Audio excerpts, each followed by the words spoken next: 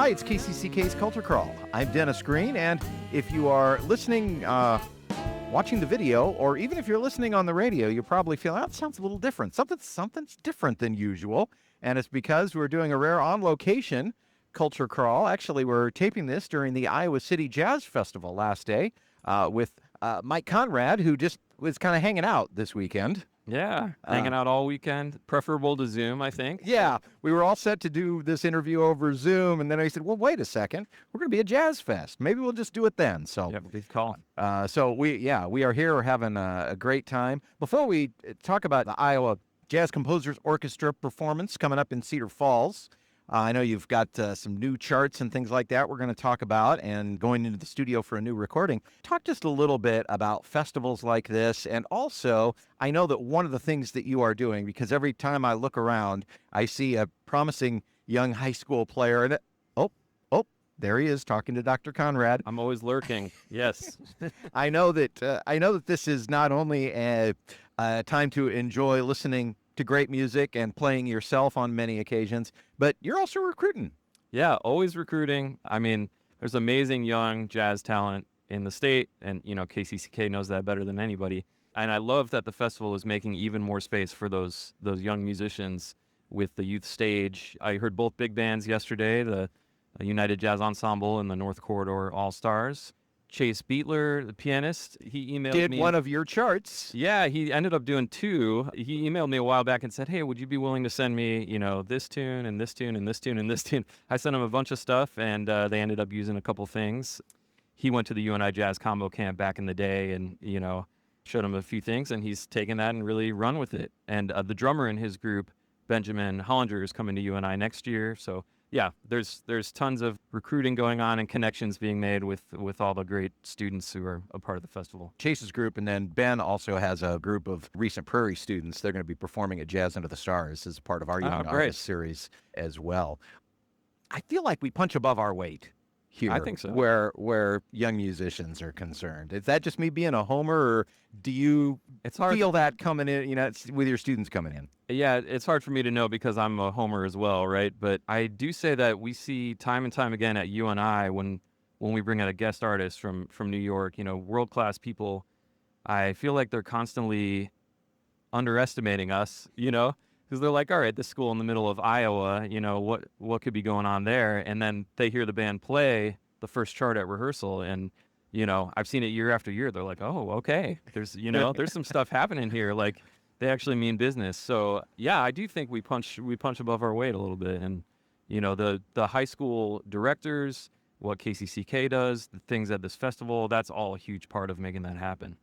You have been composing for big band since your undergrad years. Of course, we remember the original edition of Colossus that when you were going to school out east, and you kind of reformed that when you got back to Iowa. And then that kind of morphed into the Iowa Jazz Composers Orchestra, yeah?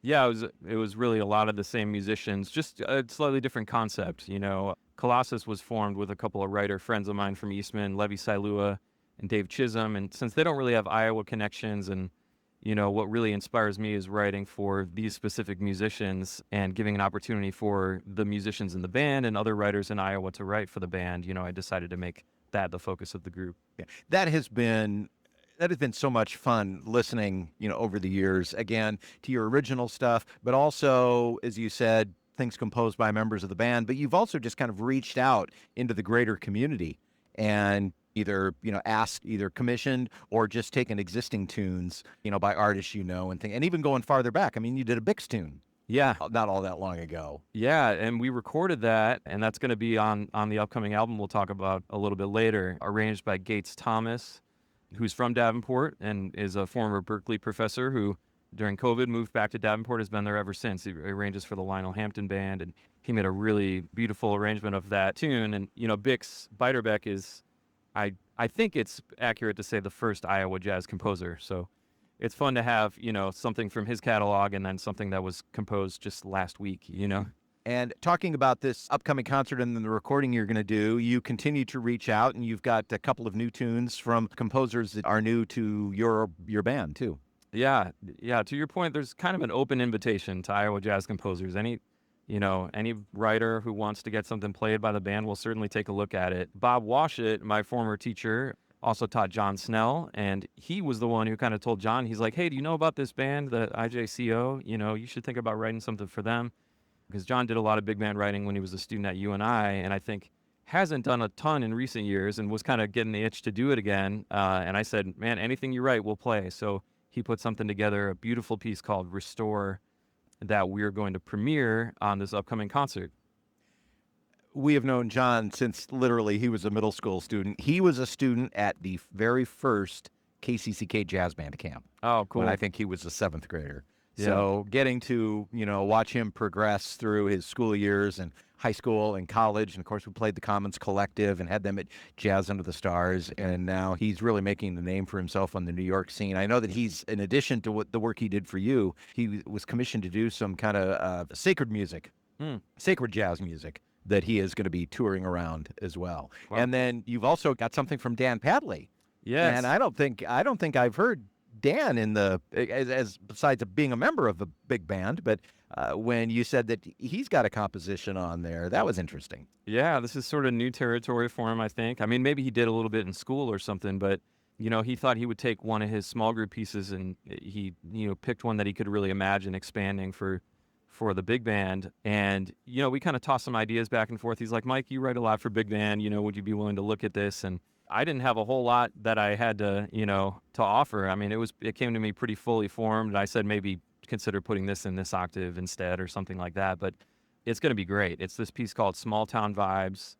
He recorded it with Laranja back in the day. And I've played it with him on duo gigs before and stuff. And I was like, oh yeah, this will translate really well to kind of getting the full force of the orchestra. And, there's a couple of big, epic moments in it that you can only get with a big band type instrumentation.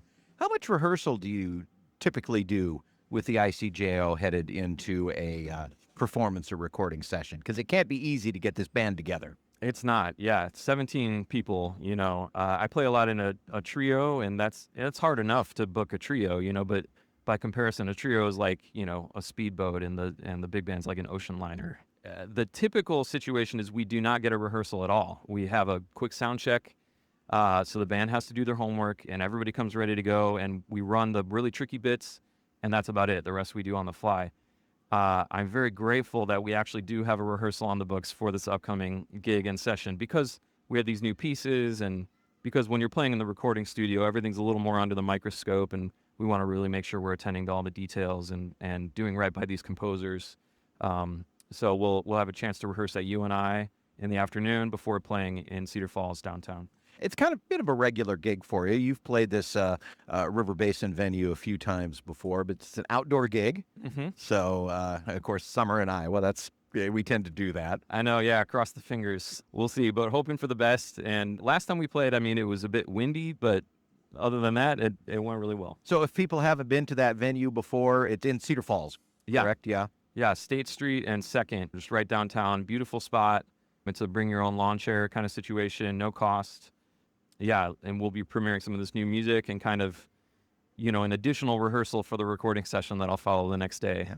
Rehearsal in front of a live audience. So while you have everybody together doing that recording, you mentioned Bix, you mentioned John and Dan stuff. What are the things you're looking forward to laying down in this session? We're going to record a piece of mine that I wrote a few years ago for the Airmen of Note, but it hasn't yet been recorded, so I thought this would be a good opportunity. It's called Big Bad Wolf. It features Simon Harding on the baritone saxophone, so we'll put that on the recording, and then we've got a few. Is that the one that we was commissioned as a result of winning the Sammy Nesco Award? That's right. Yes. Yep.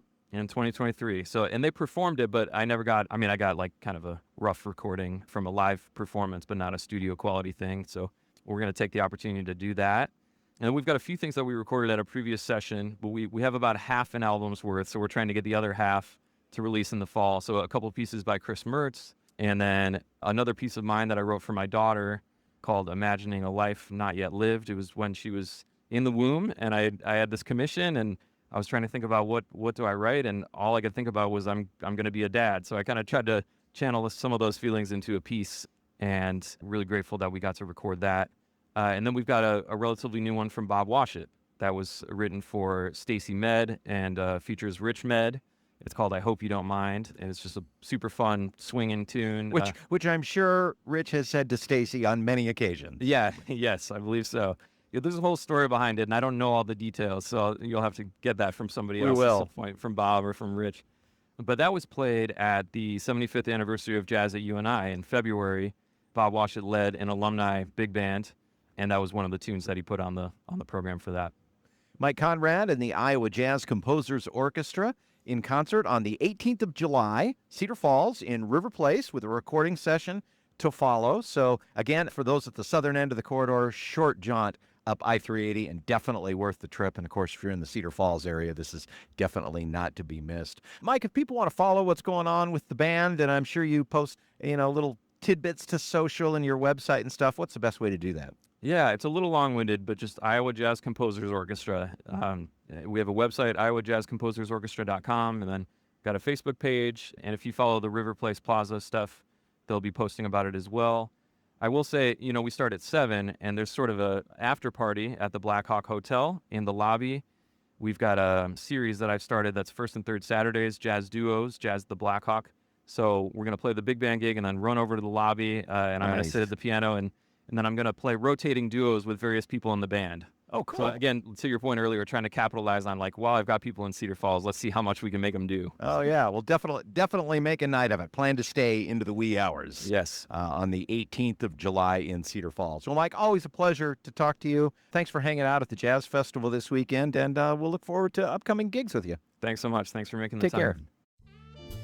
You can hear the Culture Crawl live on the radio most weekdays at 10:30, on demand at kcck.org/culture, or subscribe using your favorite podcast player. Watch our videos on the KCCK Facebook and YouTube channels. Our producer is Lydia Kilgore. The Culture Crawl theme is composed by Vivian Shanley. I'm Dennis Green, and I'll talk to you later.